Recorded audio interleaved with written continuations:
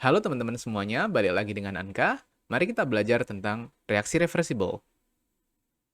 Di video kali ini, kita akan belajar memahami bahwa sebagian reaksi kimia dapat dibalikkan. Selanjutnya, kita juga akan belajar untuk mendeskripsikan bagaimana perubahan kondisi dapat mengubah arah dari suatu reaksi kimia. Dan yang terakhir, kita juga akan belajar menjelaskan bagaimana posisi kesetimbangan dipengaruhi oleh berbagai perubahan kondisi seperti suhu, tekanan, dan konsentrasi. Di alam semesta ini banyak sekali reaksi kimia. Ada yang sifatnya tidak bisa dibalikkan, ada juga yang sifatnya bisa dibalikkan. Jadi, reaksi reversible ini adalah reaksi yang bersifat dapat dibalikkan. Reaksi-reaksi ini biasanya ditandai dengan anak panah yang tidak biasa. Kalau misalnya reaksi biasa itu menggunakan anak panah yang satu arah saja, kalau misalnya untuk reaksi reversible, dia memakai anak panah yang dua arah seperti ini ya. Reaksi reversible bisa dilihat di dalam reaksi kimia yang satu ini. Reaksi kimia yang satu ini menjelaskan tentang dehidrasi tembaga sulfat. Di dalam reaksi ini terdapat dua macam reaksi, yaitu adalah reaksi maju dan reaksi mundur. Reaksi maju dibaca dari kiri ke kanan. Jadi, kalian bacanya seperti biasa. Tetapi, reaksi mundurnya di sini dibaca sebaliknya. Tidak dibaca dari kiri ke kanan, akan tetapi kita bacanya dari kanan ke kiri. Jadi seperti ini ya, CuSO4 ditambah 5H2O, tanda panah, CuSO4 titik 5H2O. Perlu saya garis bawain kembali di sini, karena tidak semua reaksi kimia dapat dibalikkan. Hanya terdapat beberapa reaksi kimia yang dapat dibalikkan. Reaksi reversible ini sangatlah unik. Jadi, apabila terjadi reaksi reversible di dalam ruangan tertutup, di dalam sistem tertutup, reaksi maju dan reaksi mundur berjalan di waktu yang sama. Reaksi tersebut akan terus berjalan, sampai pada akhirnya reaksi terlihat berhenti. Tetapi, tidak seperti itu. Karena di saat ini reaksi maju dan reaksi mundur masih berjalan secara simultan, tetapi dengan kecepatan yang sama. Jadi, kecepatan pembentukan produk dan kecepatan pembentukan reaktan berjalan di waktu yang sama dan dengan jumlah yang sama. Di saat itu, muncullah suatu sistem yang dinamakan dengan kesetimbangan kimia. Kesetimbangan kimia terjadi apabila reaksi maju dan reaksi mundur berjalan secara bersamaan dan dengan kecepatan yang sama. Kesetimbangan kimia adalah keadaan yang dinamis. Keadaan ini bisa diperhatikan karena terlihat bahwasannya tidak ada reaksi ragi. Akan tetapi, perlu diketahui juga bahwasannya reaksi maju dan reaksi mundur di dalam sistemnya itu masih berlanjut. Keadaan yang dinamis ini dapat dijelaskan dengan seseorang yang berlari ke arah yang berlawanan dengan eskalator.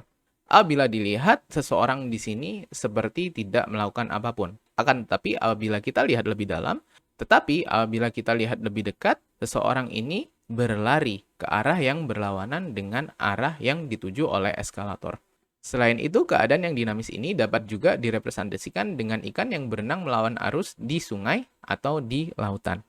Pada dasarnya, kesetimbangan kimia dicapai apabila kecepatan reaksi maju dan kecepatan reaksi mundur dari reaksi yang reversible itu adalah sama. Tetapi, sebelum mencapai kesetimbangan kimia, kita dapat melacak keadaan reaksi yang condong kepada produk dan reaktan menggunakan posisi kesetimbangan. Sebelum kita belajar mengenai posisi kesetimbangan, ada pertanyaan nih dari saya untuk teman-teman. Jadi, apa teman-teman tahu nih faktor-faktor yang mengaruhi posisi kesetimbangan? Pause video ini untuk berpikir. Dan apabila kalian tahu, tolong tulis jawabannya di kolom komentar ya. Ya, jadi terdapat 3 faktor yang mengaruhi kesetimbangan kimia. Yang pertama adalah konsentrasi, yang kedua adalah tekanan, dan yang ketiga adalah suhu. Seperti yang sudah saya jelaskan sebelumnya, faktor-faktor ini sangatlah sama dengan faktor-faktor yang ada di laju reaksi. Selanjutnya, mari kita lihat pengaruh konsentrasi kepada kesetimbangan kimia. Reaksi yang reversible sangat suka untuk menyeimbangkan konsentrasi dari produk atau reaktan.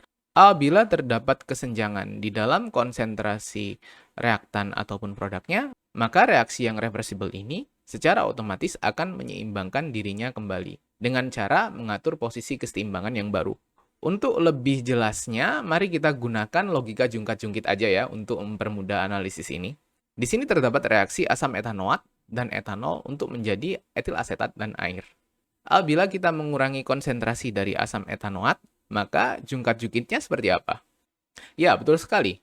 Jungkat-jungkitnya akan berubah seperti ini, karena kita telah mengurangi massa dari asam etanoat, kan? Di saat jungkat-jungkitnya seperti ini, sisi kanan terlihat lebih berat daripada sisi kiri. Maka diperlukan reaksi dari sisi kanan menuju sisi kiri, agar massa yang ada di sisi kanan dapat menyeimbangkan massa yang di sisi kiri. Maka dari itu, posisi kesetimbangan akan berubah ke kiri. Gimana? Udah ngerti nggak? Aduh, kalau misalnya belum ngerti, mari kita lihat pertanyaan berikut ini aja ya. Jadi, kita masih memiliki reaksi yang sama nih. Tetapi, apa yang terjadi apabila kita menaikkan konsentrasi etil etanoat di dalam reaksi yang sama ini? Pause video ini untuk mencari jawabannya. Gimana? Apakah jawabannya udah ada? Belum ada ya? Mari kita analisis bersama kalau gitu. Apabila etil etanoat dinaikkan konsentrasinya, maka jungkat-jungkitnya akan berubah seperti ini. Di mana sisi kanan akan terasa lebih berat daripada sisi kirinya. Untuk menyeimbangkan posisi yang timpang ini, maka diperlukan transfer massa dari kanan ke kiri. Untuk itu, kita harus mereaksikan apa yang ada di produk menuju ke reaktan. Dengan hal ini, kita dapat menyimpulkan bahwasannya posisi equilibrium telah berpindah dari kanan ke kiri. Udah jelas ya? Untuk pengaruh tekanan terhadap kesetimbangan kimia, hanya terjadi pada reaksi yang melibatkan gas. Di sini dijelaskan bahwasannya tekanan rendah membuat posisi kesetimbangan akan bergeser ke sisi yang memiliki jumlah koefisien yang banyak. Dan untuk tekanan yang tinggi sendiri akan membuat posisi kesetimbangan bergeser ke sisi yang memiliki jumlah koefisien yang sedikit. Di sini terdapat reaksi kontak, di mana sulfur dioksida kita reaksikan dengan oksigen untuk membentuk sulfur trioksida. Apabila kita hitung jumlah koefisien dari masing-masing sisi, sisi kiri terdapat 3 koefisien. Sedangkan sisi kanan terdapat 2 koefisien. Jumlah koefisien yang 3 ini direpresentasikan dengan jumlah koefisien dari sulfur dioksida dan oksigen. Sedangkan jumlah koefisien untuk sisi kanan direpresentasikan dengan koefisien dari sulfur trioksida, yang hanya 2 saja. Jadi, apabila terdapat tekanan rendah, maka posisi kesetimbangan akan berubah dari kanan menuju ke kiri. Dan pada saat tekanannya tinggi, akan terjadi perubahan posisi kesetimbangan dari kiri ke kanan. Selain itu, suhu juga dapat mempengaruhi kesetimbangan kimia. Karena di dalam reaksi reversible, masih terdapat sifat eksotermik dan endotermik. Gimana teman-teman? Apakah teman-teman masih ingat tuh reaksi eksotermik dan endotermik? Sepertinya masih ya. Di suhu tinggi, posisi dari kesetimbangan kimia akan lebih condong ke dalam reaksi yang endotermik. Sedangkan di suhu rendah, posisi dari kesetimbangan kimia akan lebih condong terhadap reaksi yang eksotermik. Reaksi reversible yang dituliskan di dalam halaman ini mempunyai perubahan entalpi yang negatif. Maka dari itu, reaksinya adalah eksotermik.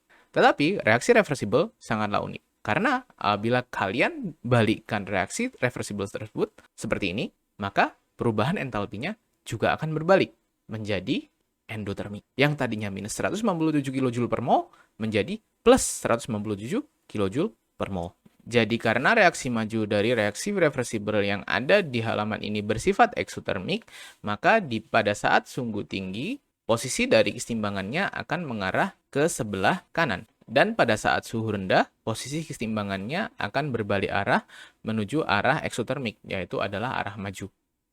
Jadi gimana? Apakah kalian sudah memahami tentang reaksi reversible dan kesetimbangan kimia?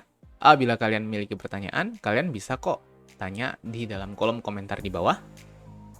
Apabila kalian suka dengan video ini, mohon di-like. Dan jangan lupa share dan subscribe untuk membantu teman-teman di Indonesia lainnya untuk memahami pelajaran-pelajaran kimia di sekolah. Saya Anka, dan sampai jumpa di video selanjutnya.